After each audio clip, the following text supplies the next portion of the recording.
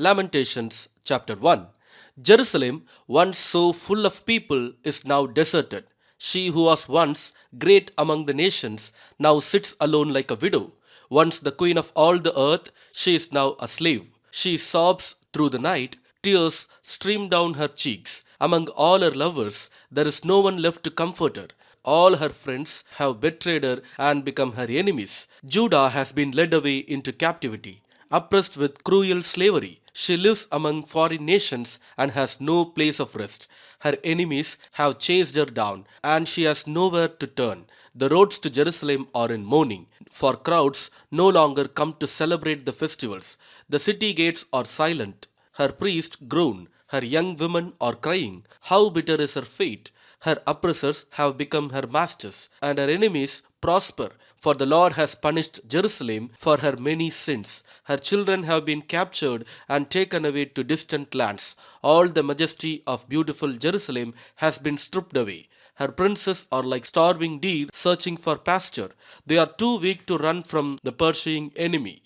In the midst of her sadness and wandering, Jerusalem remembers her ancient splendor, but now she has fallen to her enemy, and there is no one to help her. Her enemy struck her down and laughed as she fell. Jerusalem has sinned greatly, so she has been tossed away like a filthy rag. All who once honored her now despise her, for they have seen her stripped naked and humiliated. All she can do is groan and hide her face. She defiled herself with immorality and gave no thought to her future. Now she lies in the gutter with no one to lift her out. Lord, see my misery, she cries. The enemy has triumphed. The enemy has plundered her completely, taking every precious thing she owns. She has seen foreigners violate her sacred temple, the place the Lord had forbidden them to enter. Her people groan as they search for bread. They have sold their treasures for food to stay alive. O Lord, look, she moans, and see how I am despised. Does it mean nothing to you, all you who pass by?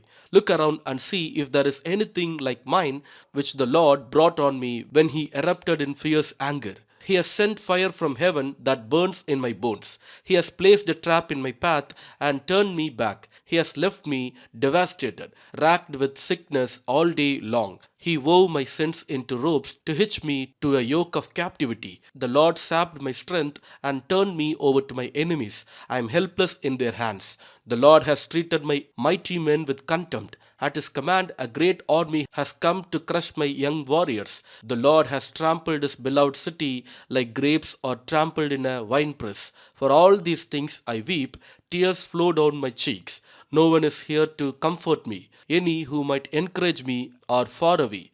My children have no future, for the enemy has conquered us. Jerusalem reaches out for help, but no one comforts her. Regarding his people Israel, the Lord has said, let their neighbors be their enemies. Let them be thrown away like a filthy rag. The Lord is right. Jerusalem says, for I rebelled against him. Listen, people everywhere, look upon my anguish and despair. For my sons and daughters have been taken captive to distant lands. I begged my allies for help, but they betrayed me. My priests and leaders starved to death in the city, even as they searched for food to save their lives. Lord, see my anguish. My heart is broken and my soul despairs, for I have rebelled against you. In the streets the sword kills, and at home there is only death. Others heard my groans, but no one turned to comfort me. When my enemies heard about my troubles, they were happy to see what you had done.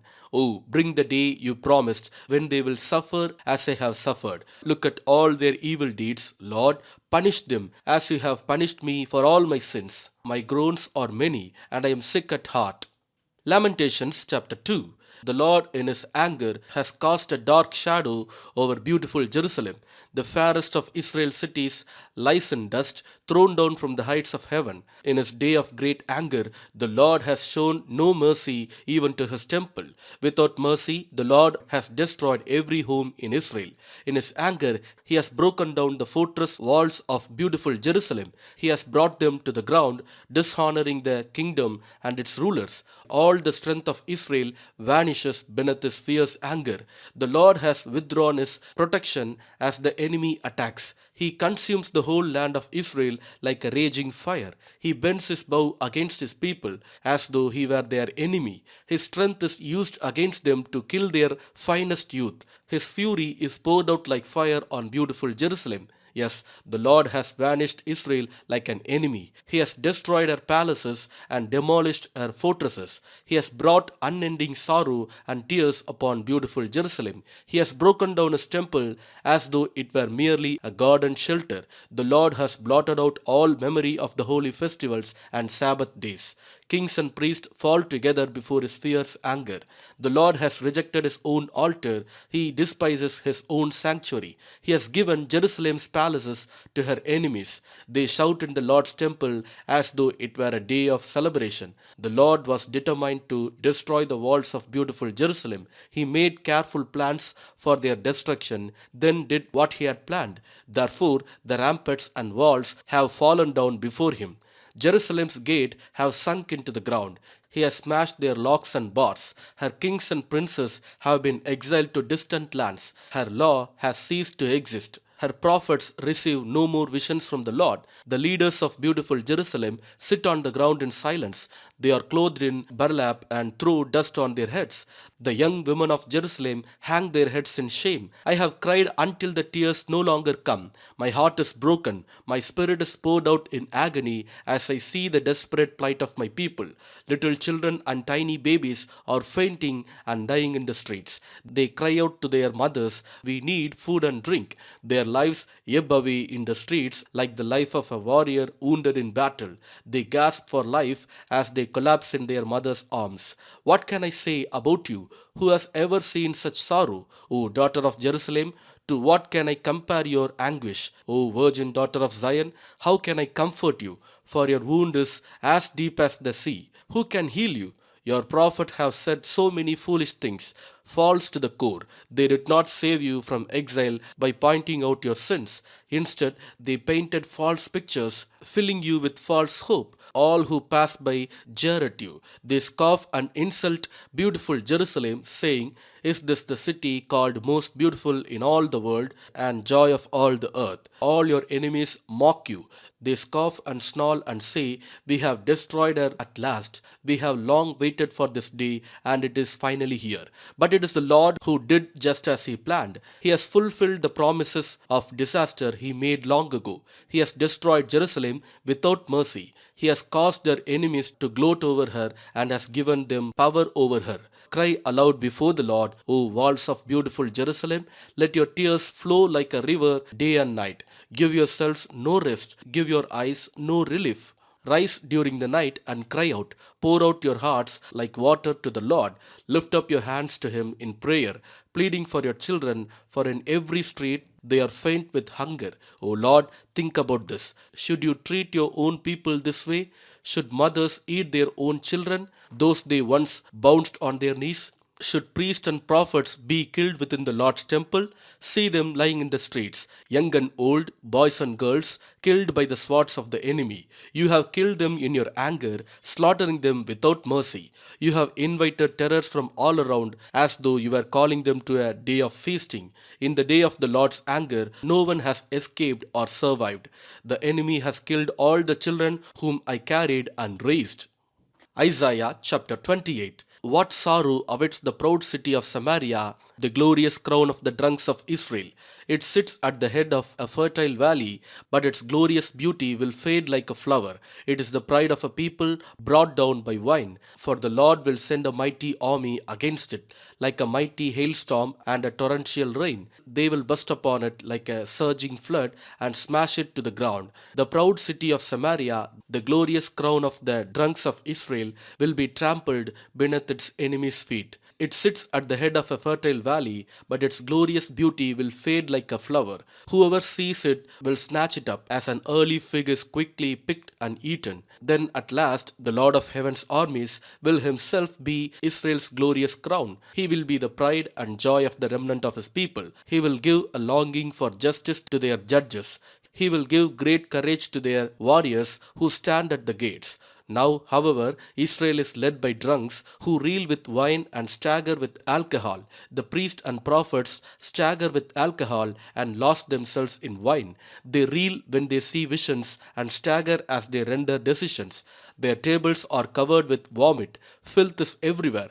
Who does the Lord think we are? They ask. Why does he speak to us like this? Are we little children, just recently weaned? He tells us everything over and over, one line at a time, one line at a time, a little here and a little there. So now God will have to speak to his people through foreign oppressors who speak a strange language. God has told his people, here is a place of rest, let the weary rest here. This is a place of quiet rest, but they would not listen. So the Lord will spell out his message for them again, one line at a time, one line at a time, a little here and a little there, so that they will stumble and fall. They will be injured, trapped and captured. Therefore, listen to this message from the Lord. You scoffing rulers in Jerusalem, you boast, we have struck a bargain to cheat death and have made a deal to dodge the grave. The coming destruction can never touch us, for we have built a strong refuge made of lies and deception. Therefore, this is what the sovereign Lord says. Look, I am placing a foundation stone in Jerusalem, a firm and tested stone. It is a precious cornerstone that is safe to build on. Whoever believes need never be shaken. I will test you with the measuring line of justice and a plumb line of righteousness. Since your refuge is made of lies, a hailstorm will knock it down. Since it is made of deception, a flood will sweep it away. I will cancel the bargain you made to cheat death, and I will overturn your deal to dodge the grave. When the terrible enemy sweeps through, you will be trampled into the ground. Again and again, the flood will come, morning after morning, day and night, until you are carried away. This message will bring terror to your people. The bed you have made is too short to lie on. The blankets are too narrow to cover you. The Lord will come as he did against the Philistines at Mount Perazim and against the Amorites at Gibeon. He will come to do a strange thing. He will come to do an unusual deed. For the Lord of heaven's armies, has plainly said that he is determined to crush the whole land. So scoff no more, or your punishment will be even greater.